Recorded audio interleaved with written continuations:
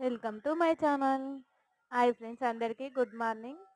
ఈరోజైతే నేనైతే నా స్టైల్‌లో క్యారెట్ రైస్ అయితే చేసినా అనమాట. మీకు నచ్చితే గనక మీరు కూడా ట్రై చేయండి. ఫస్ట్ స్టవ్ వెలిగించుకొని కడాయి పెట్టుకొని అందులో ఆయిల్ వేసుకోవాలి. వేసుకున్న తర్వాత పోసిత్తులు, కరివేపాకు, 2 చిన్న ఎల్లిపాయలు దంచి వేసుకోవాలన్నమాట.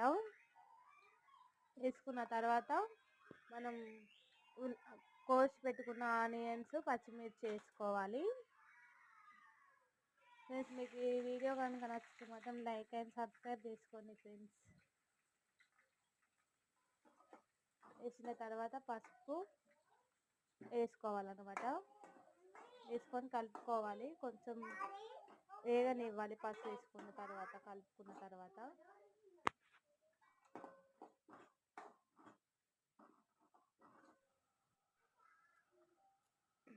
క్యారెట్ వేసుకోవాలి. ఉల్లిగడ్డ వేగిన తర్వాత క్యారెట్ వేసుకోవాలి. క్యారెట్ వేసుకున్న తర్వాత ఉప్పు, కారం వేసుకొని కొద్దిసేపు వేగనియాలి. ఒక 5 మినిట్స్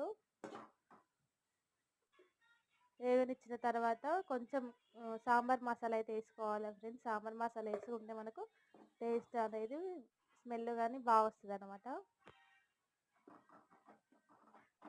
వేసుకున్న తర్వాత రైస్ వేసుకొని కలుపుకోవడమేనమాట. టేస్ట్ మాత్రం చాలా బాగుంటుంది. టేస్టీగా హెల్తీ ఫుడ్ చాలా బాగుంటుంది. మీకు నచ్చితే కనుక మీరు కూడా ట్రై చేయండి. బాయ్.